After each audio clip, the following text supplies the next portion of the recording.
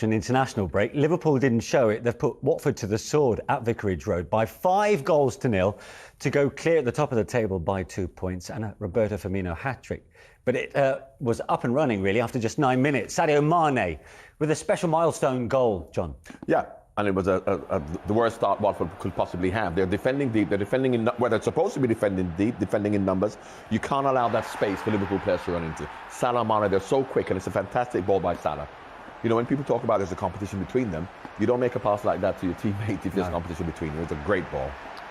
Yeah, I mean, far too much space. We think with Ranieri, they would have been really compact. They weren't. You know, the wing backs were too high, and when you play players like that, they punish every mistake. Again, Messina, poor ball, and then they're just off. You know, they're too open. Watford. You know, you said Ranieri think defensively they'd be compact, not tracking runners as you see there. Milner, it's too easy. I mean. Look, Liverpool were fantastic. They were clinical. But Watford, it's going to take some time to get this all sorted out. It's only Ranieri's first game, so it's hard to be critical. But I think he'll be worried at the fact there were so many open spaces and they weren't compact like he wanted them to be. And we spoke about making the change to a back four, which they actually did, and they did better. But still, nevertheless, and this was unfortunate, you know. Of course, I'm delighted for Bobby Firmino for Liverpool. I don't necessarily like the log, because for me that should be offside. It should be offside, but we benefited from now. But in terms of the ball coming from Andy Robertson, Watford were probably had a better shape. If you look at the shape they have here now, it's a back four. Everyone is in good position. They're unfortunate because the ball comes in. Cathcart, unfortunately, has to stretch, which would have been an own goal. But Watford didn't do anything wrong there. Owen?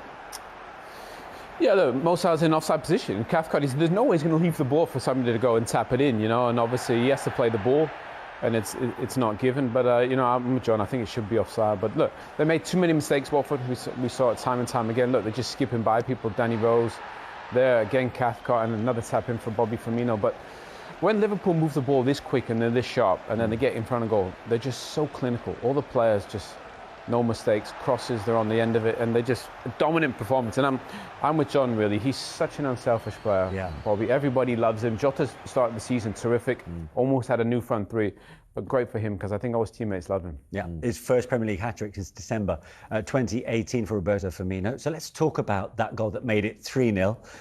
Both the guests in the studio, you just heard, they thought it was offside. No. We thought it should have. We don't think it is, but it should be. It should be offside. OK, well, let's speak to Dermot Gallagher, a former Premier League referee. Dermot, why was this left to stand then?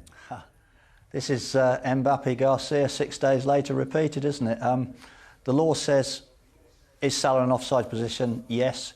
Is he interfering with play? No, because he doesn't touch the ball. With an opponent?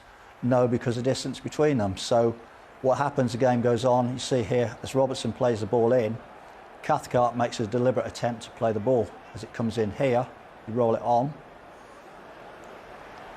Cathcart there makes a deliberate attempt to play the ball, and at that point, Salah isn't offside. You know, he's not given offside. Foster makes the save because it would have been an own goal for me, and it follows in its goal.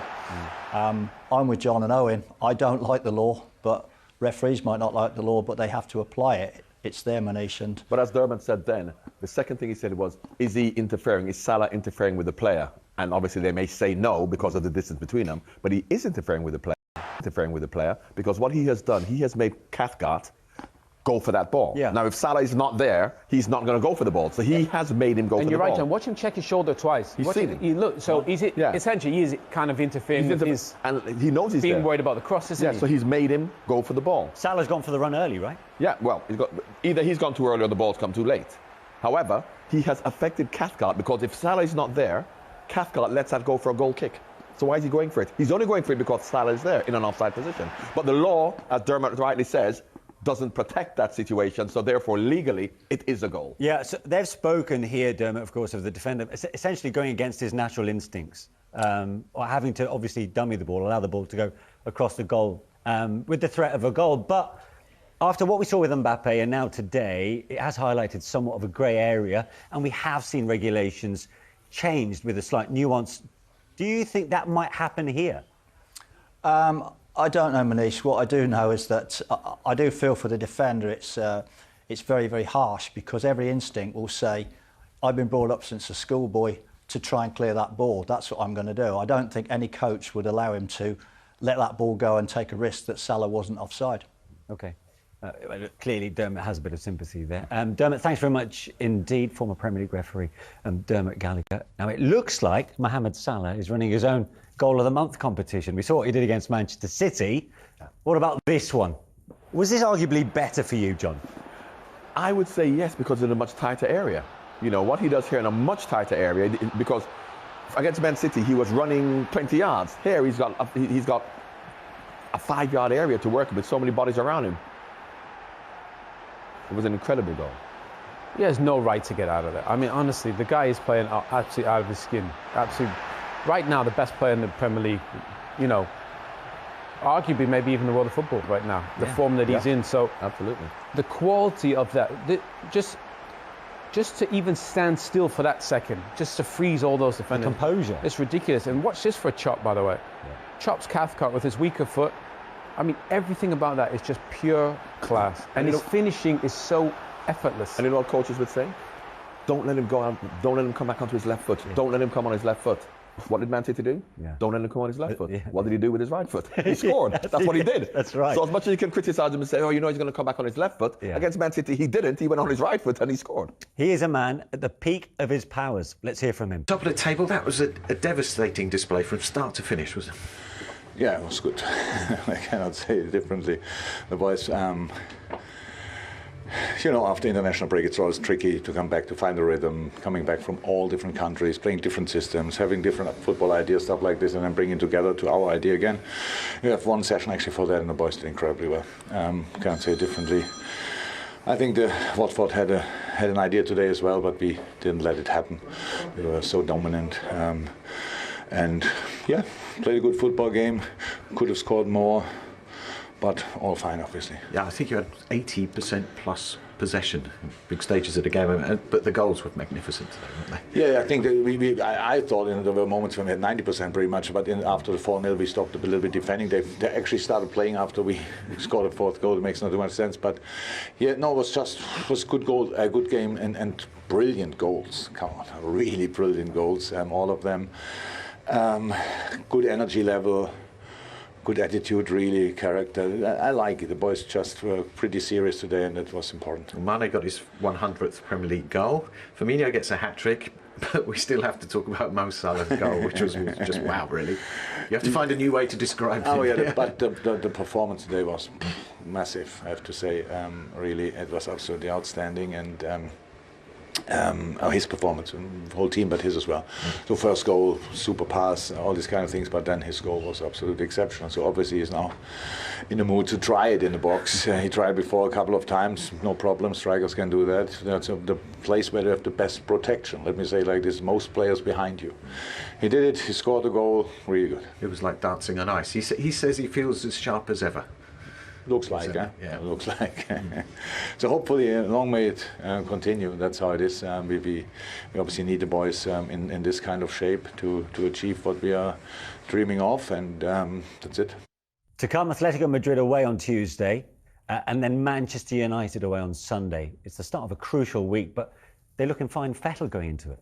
They're a team who can make changes, I don't mean wholesale changes, but bring people into play and who will still do a very good job. It's Liverpool, and he doesn't make excuses in terms of the opposition or in terms of injuries and stuff like that. So I'm feeling very confident about them. For Claudio Ranieri, it's the worst possible start. It's his biggest ever defeat in the Premier League. Let's hear from him now. Claudio, that scoreline must be a huge disappointment to you. What happened today? I think we considered too many chances to them. Of course, Liverpool is a very fantastic team. When I came, I knew I had to work very, very hard. We consider some goals were some hour present for them. They don't need this, but I'm sure we can improve. We had to improve. Is this job looking bigger than you thought it was? No. When I came, I knew everything, and then I'm now very worried. I watch something very badly, but also I watch something very good. What was the very good part that he's alluding to there? Liverpool. Liverpool was a good part. I mean, I didn't see much good from Watford. I mean, but I think he'll look at it and realise that they have to be more compact. You know, they have to be more organised, defend better. The spaces they allowed Liverpool was far too much. So I think when he sees that back, he won't see much. In possession of the ball, they were probably as bad as you could be in the first half. Second half, they had a better go, and maybe that was the shape that worked. Yeah. But I didn't think there was many positives. I thought Sissoko played okay in the game. He competed, but you know, I think offensively and defensively, it wasn't there for them. But John, do we need to take into account the title contenders' opposition and the fact that they're without 3 first-choice centre-halves? Yes, and this is his first game. You know, and unfortunately for him, it's a heavy defeat, so obviously confidence is going to be low. But I think Watford fans and people will be realistic enough to know that. And of course, when we say it's a free hit, you don't want to lose 5-0. No. But it starts now. The work starts now. And I think the players like him. And I think what he saw from them was their heads didn't really drop. They still gave 100%. Almost so they're doing the wrong things. They were still trying. And that's what you want. You don't want players losing not to give 100%.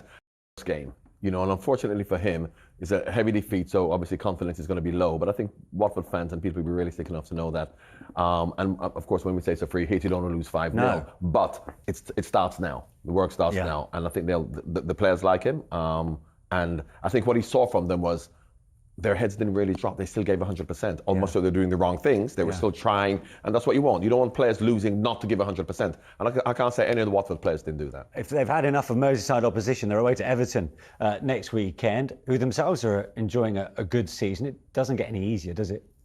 No, and he's going to have to settle on something. You know, defensively, he changed the shape at half-time. You know, so second half they're better. So maybe he goes to a back 4. Maybe he plays 4-4-2. There was a lot of speculation. The wing-backs definitely didn't work, but obviously in possession of the ball cleverly came on. I think he gave them something a bit more, maybe makes them a little bit more better in possession. So there'll be things, I think, when you come in, you got to chop and change and find who you can trust. So I think he learned something in the second half. The performance was better, but still a very, very long way to go, especially with the fixtures.